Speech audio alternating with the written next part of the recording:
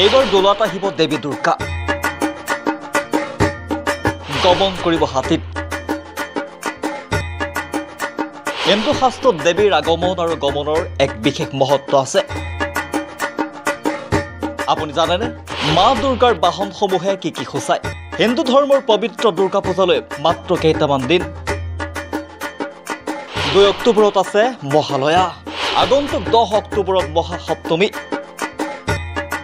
অতীজৰে পৰা দুৰ্গাৰ আগমন আৰু প্ৰস্থানক লৈ হিন্দু সমাজত নানা প্ৰবাদ আছে যেহেতু 33 কোটি দেৱতাৰ প্ৰত্যেকৰে নিজা নিজা বাহন আছে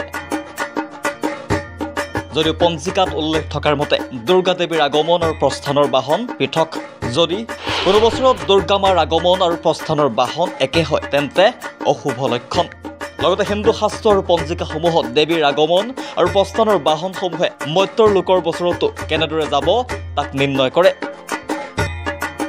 2024 অৰ্থাৎ এই বছৰ দুৰ্গা দেৱীৰ আগমন আৰু প্ৰস্থানক লৈ মৰ্ত্যৰ লোকসকলৰ বছৰতো কেনেদৰে যাব উল্লেখ কৰিছে দুৰ্গা মাৰ বাহন নিৰ্ণয় কৰা হয় বাৰক লৈ অৰ্থাৎ দেৱীৰ আগমন কোন বাৰত পৰিছে তাক লৈ আগমনৰ বাহন আৰু গমনৰ বাহন নিৰ্ণয় কৰা হয় হিন্দু শাস্ত্ৰ অনুসৰি সপ্তমী দেওবাৰে হলে দেৱীৰ বাহন হয় হস্তি বা হাতী আনহাতে সপ্তমী মঙ্গলবাৰ নাইবা শনিবাৰে হলে দেৱীৰ বাহন হ'ব ঘোঁৰা সপ্তমী বৃহস্পতিবাৰ নাইবা শুক্ৰবাৰে হলে দেৱীৰ বাহন হ'ব পালকি বা দোলা সপ্তমী বুধবাৰে হলে দেৱীৰ বাহন হ'ব নৌকা ঠিক সেইদৰে দেৱীৰ গমনৰ বাহনো বাৰৰ ওপৰত নিৰ্ভৰ কৰে দশমী দেওবাৰ আৰু সোমবাৰ হলে দেৱীয়ে গমন কৰিব হাতীত দশমী শনিবাৰ আৰু মঙ্গলবাৰ হলে দেৱীয়ে গমন কৰিব ঘোঁৰাত দশমী বৃহস্পতিবাৰ আৰু শুক্ৰবাৰে হলে দেৱীয়ে গমন কৰিব দোলাত আৰু যদি দশমী বুধবাৰ হয় তেন্তে দেৱীয়ে গমন কৰিব নৌকাত যেহেতু এই বছৰ 10 অক্টোবৰত সপ্তমী পৰিছে বাৰ হ'ব বৃহস্পতি গতিকে দেৱীৰ আগমনৰ বাহন হ'ব দোলা বা পালকি আনহাতে 13 অক্টোবৰ দেওবাৰে বিজয়া দশমী গতিকে দেৱীয়ে গমন কৰিব হাতীত এইদৰে বাৰসমূহক লৈ হিন্দু শাস্ত্ৰই দেৱীৰ বাহনসমূহ নিৰ্ণয় কৰে আনহাতে বাহনসমূহৰ ওপৰত নিৰ্ভৰ কৰিও মৰ্ত্যৰ লোকসকলৰ বছৰটো কেনেদৰে যাব তাক নিৰ্ধাৰণ কৰা হয় শাস্ত্ৰৰ মতে পালকি বা দোলত আহিলে মহামাৰী ভূমিকম্প খৰাং অপমৃত্যু আদি হয় হাতীৰ আগমন বা গমন হলে মৰ্ত্যত সুখ শান্তিৰে ভৰি পৰে কিয়নো দেৱীৰ প্ৰিয় বাহন হাতী ঘোঁৰাত আগমন বা গমন ঘটিলে ৰাজনৈতিক সামাজিক আৰু সামৰিক অস্থিৰতা বৃদ্ধি নৌকাত আগমন বা গমন হলে বানপানী আৰু খৰাঙে দেখা দিয়ে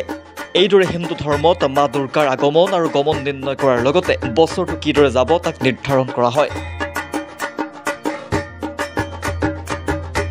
news desk search the reality ইমান দেৰি হৈছে গাড়ী এখনো নাই খুজকাঢ়িও যাব নোৱাৰো